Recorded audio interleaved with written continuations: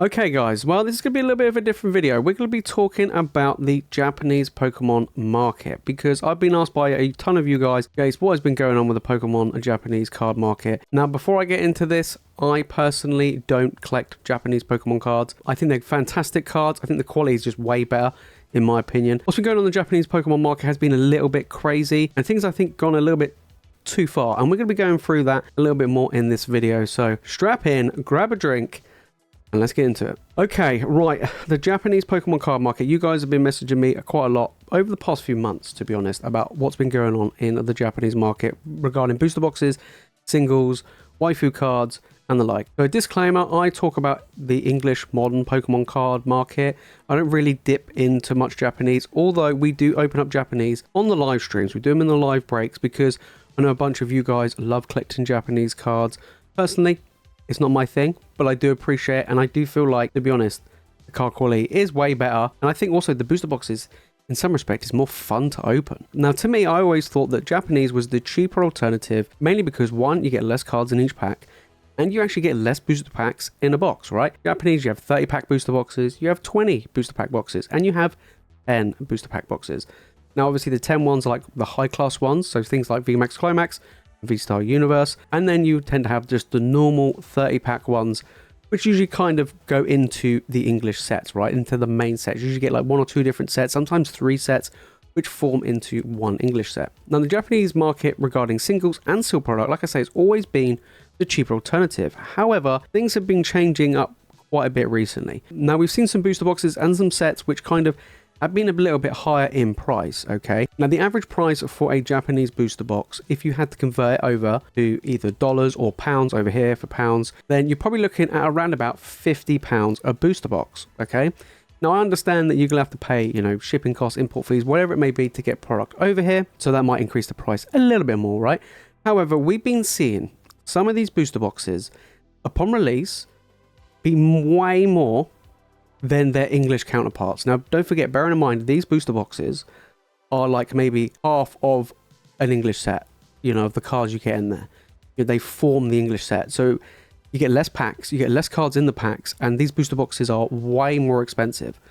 Okay, so today we're going to be taking a look at a bunch of different Japanese booster boxes, okay?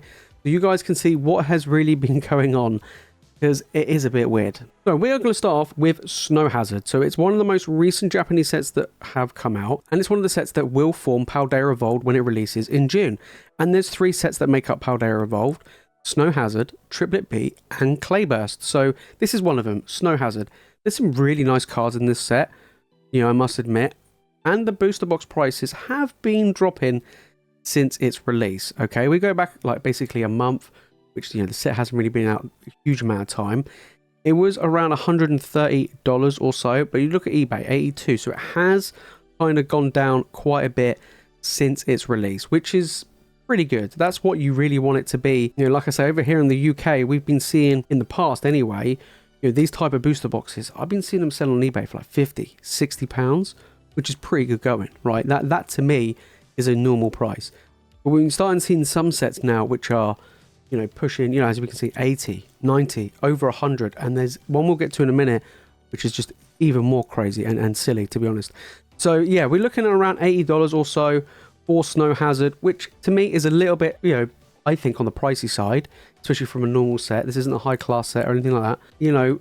We've been seeing this trend going on for the longest time. Let me look at a set like Triplet Beat. There was a lot of buzz going around Triplet Beat. Booster boxes are actually quite expensive. I didn't actually open up any. We were going to open up some on the live stream, but when I saw the prices, I was like, no, I am not buying this at the price it was, because I felt like it was just too much money, okay? Now, over here in the UK, you did have some retailers that were selling this for nearly $120 a box. And I was like, there is no way am I spending $120 on a booster box of something like this, especially not Japanese. It just shouldn't be that expensive, right? But Triplet Beat, they have printed more and more of Triplet Beat, and we've been getting more and more over here. Prices have gone down over here as well. You now look at Triplet Beat, less than 100, but in my opinion, I still think it's a little bit too expensive. But nonetheless, things have dropped in price a little bit. And of course, there's big, massive cards. We've got the waifu cards, like that run rife in all of these sets. And that is the chase, right? People over here want to pull those cards. And that's why these booster boxes are so expensive, but they shouldn't be. Okay, we'll get to that in a bit later on. They shouldn't be that expensive. Yeah, whereas we take a look at a set like Dark Phantasma. Okay, so we've got Dark Phantasma. We have actually opened up this on the channel when it came out. Okay, and we're looking at $55. This to me is the price of what this should be. Okay, this is actually not bad. But the thing is this set doesn't have any stupidly expensive waifu cards. If you take a look at the set list for Dark Phantasma, don't get me wrong, there are some nice cards in this set. They really are. And they're not massively expensive, and that's absolutely fine. You know, we take a look at the most expensive card is $27. Okay. But we do have really, really nice cards. Like for me personally, I like the look of the gold Hisuian Zorok V-Star. I think it's absolutely gorgeous. Even in English, it's such a nice card. And you know, we've got the Sleeping Pikachu, which is actually one of my favorite trainer gallery cards in this set as well. Just absolutely stunning. And these cards aren't ridiculously expensive, right?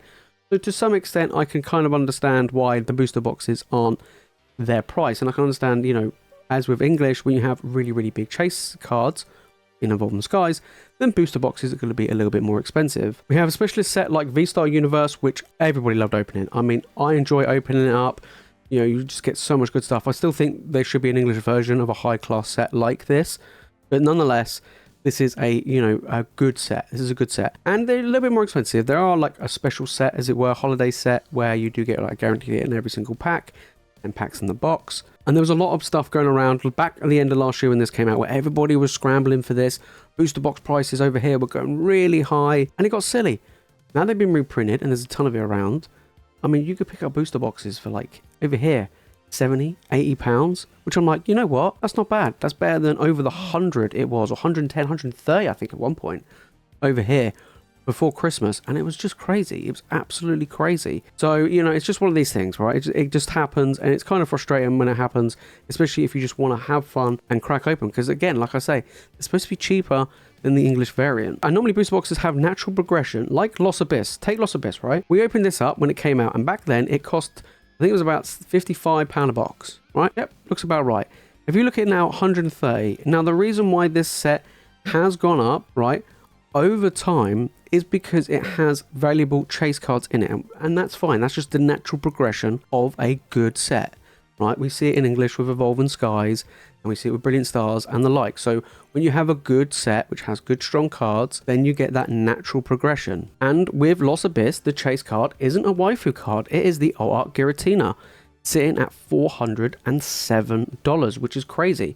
And we've seen that with Lost Origin in English, that this card's going up in price because people absolutely love the card. Now, the Aerodactyl is actually pretty cheap. I mean, $62 compared to the English version, which is like, what, nearly double this? You know, it's one of those things. Now, we have the Full Art Lady is only sitting around $37.50. To me, yes, that has gone up again over time, but it's not massively expensive. We're not talking about silly prices. And it's a nice trainer card, actually, to be honest. Even like the English variant in Lost Origin, it is a really nice trainer card. But you look over in English, I mean, it's like, what, $8, $9? So yes, it has gone up a little bit. But to me, it's a chase card, $37.50. Yeah, it's a decent value for a chase card, right? But then we look at the recent set Clayburst, okay?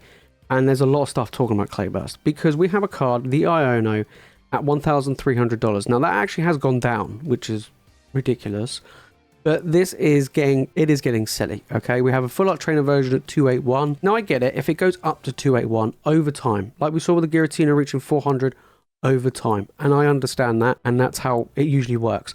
But for it to come out at $1,300, it came out more and it's now dropped, right? You know, we've seen this card drop. You know, it's got its price here. It went up to around 1.4K on average on eBay, and it's slowly been going down. I mean, people have been going crazy over this card. People have been hunting for this card, and Pokemon have reacted, and they now said, look, Pokemon have responded to the problem with Clayburst and with the availability, and especially things like this. Because a Clayburst booster box, okay, now bearing in mind, this is just a normal Japanese booster box, came out at around $200, right? We've already talked about, you know, average, I would say, maybe 50, 55. Over here in the UK, this came out at over £200.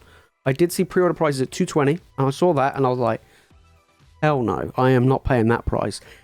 And it has dropped, you know, down to $150, and I hope, and I think it will continue to drop. They've now made it made to order, okay, specifically Clayburst. I don't know whether or not they've done other sets, but they have mentioned Clayburst, which will drop the price naturally of the booster boxes. Now, over here, these booster boxes have dropped in price. I think you can now pick them up for about £100 less, which is stupid.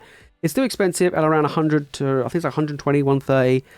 box I've seen them sell for more than Snow Hazard, right? Snow Hazard had big cards in set, but Clayburst is just crazy with the Iono. Hopefully this down the line will not happen, and I think Pokemon kind of know what's going on, and they're like, look, we're going to try and fix this problem, which is absolutely fantastic. But that is what has really been going on compared to natural growth and progression of a set. And finally, we're going to finish it off with EV Heroes, which is one of my favorite Japanese sets. It's actually one of the few Japanese sets I actually have a sealed booster box of, because I just really like the cards. Okay, I just like, it's just a nice box. If I'm being honest, it is really nice, and that has been going up over time.